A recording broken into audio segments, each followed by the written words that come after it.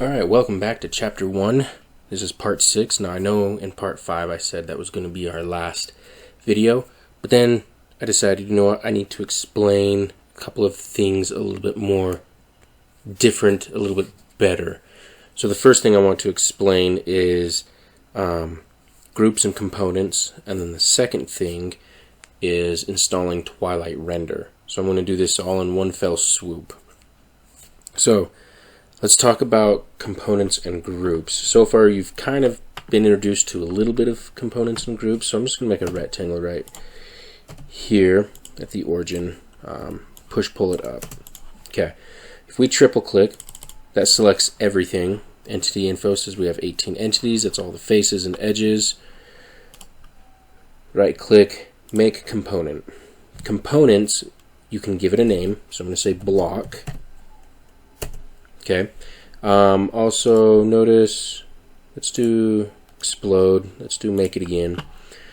Notice it says glue to and it says none. This is you can glue to any surface that it's on, the horizontal, vertical, or sloped. I always stick it at none because I don't want it to attach to any other geometry. So let me rename this block, and it's going to ask, there's one component already exists with that, and I'm just going to hit yes. Now if we go right click and edit component, it takes us inside this little box here.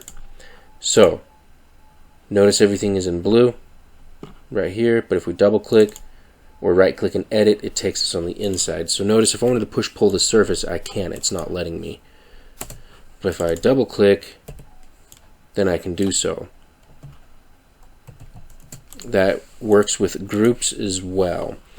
So what is the difference between a component and group? The main difference is when you edit a component, a copy of a component, it does it in the other component. So hit the move tool, tap click this point, tap control to make a copy. Click it here. Now we have two different components. If we go to outliner, where'd my outliner go? Somehow my outliner has disappeared, so let's go get that back. A little review. Window, default tray, we want outliner. Okay, so I like my outliner. I'm going to click and drag, and I want mine right underneath entity info, because that way I can see what's going on. So notice I have two blocks named the same thing. Now a component will always have these four little squares next to it. A group will not. So I'm going to do a move, copy, I'm going to explode this one. Okay, so now it's just raw geometry, and I'm going to hit make group. Notice it does not ask for naming or anything. Solid box, it's a group. But we can right click and rename and call it block. So that there's some good features with right clicking, you know, that you can do. So if we go in here, notice everything else kind of fades out when we go into component or edit mode. So how do we control those kind of things? If we go to window, model info, there's one called components. So I'm going to double click in one, fade similar components. So you kind of see what that does. I'm going to keep it to where it was, kind of right there. Fade rest of the model. You know, depending on how I want to do that, if I might put it darker so that I know when I'm in a component which one's a copy of. So you can mess around with that. Doesn't really matter. Okay, so perfect. Underneath rendering, use anti-alias textures. Yes, these things you can go through on your own to figure out what else you want to mess with. Units. Ooh, I want mine at decimal. Precision, triple aught. Today we're in inches. Perfect. Okay. So now watch this. If I hit the circle, I draw a circle here. Look what shows up on this side. Push pull. You kind of see what happens. I introduced this in the first video of this chapter. Okay. Now, if we didn't want this to copy anymore, remember we could right click and hit make unique, Now any other edits that I do to this will not show up on the other one. Okay, and notice when it's unique it says block number 1. Okay, now group, when you copy a group,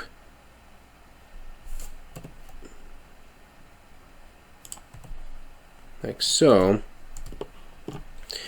just makes another copy of it, but when we edit this one, it doesn't do it to the other. So groups and components have their applications. So those are some basics on groups and components. Outliner, how to tell the difference, how to rename them in here, also how to fade the rest of the models around it. When you right click on one, you explode, it takes it out from Outliner. Okay, that's all I wanted to show with groups and components. Now, installing Twilight Render. That's this. We've used it once already. So if we go to extension window, extension warehouse. Oh, I'm not connected to the internet. Bet. Okay. So once I'm connected to the internet, I will show you how to do this. Alright, I'm back. I'm now connected to the internet, so let's do this again. Window, extension warehouse. Okay, so it's going to go ahead and load up the extension warehouse, which you've seen probably only once so far. Okay, once it loads, it looks like this. You'll want to sign in. So, but I'm going to type in Twilight Render. Version 2 is the one I'm using. And it's going to go loading, loading, loading, loading. Okay. You'll click it. Kind of obvious. But I'm showing you step by step how to do this so you guys don't get confused. Okay, now remember there are two different versions, the Hobbyist, which is free, and also the $100 professional version. So I always just recommend the Hobbyist right now for basic stuff. Later on you can get one called, I think it's called Lumion, which is if you're a student, it's free.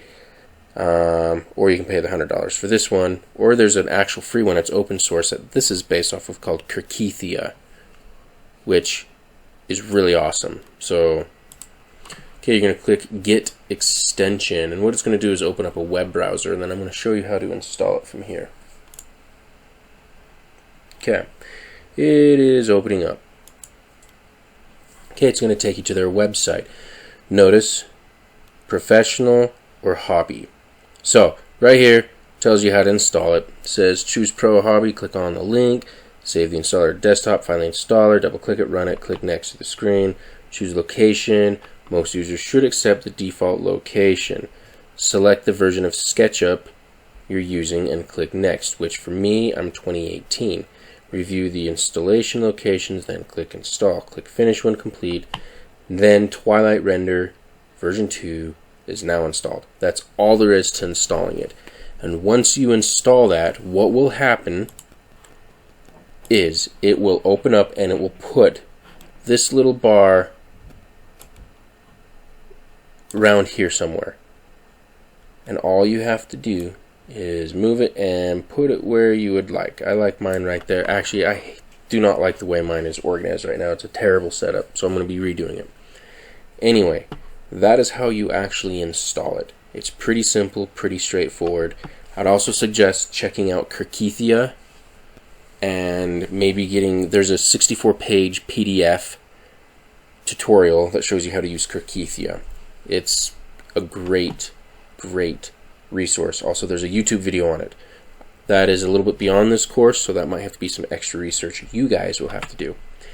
Anyways, I just wanted to show you how to do groups, components, and install Twilight. And also one other thing, if you go to Window Preferences, excuse me, there's a lot of cool things on here, such as, oh, I want to change my template, you know, while I'm in the model. OpenGL, you know, drawing, compatibility. Just kind of go through and look at what these do. Shortcuts. So you can set up your own shortcuts and everything like that. Anyway, perfect. Well, I'm glad we did this video, so thank you for watching.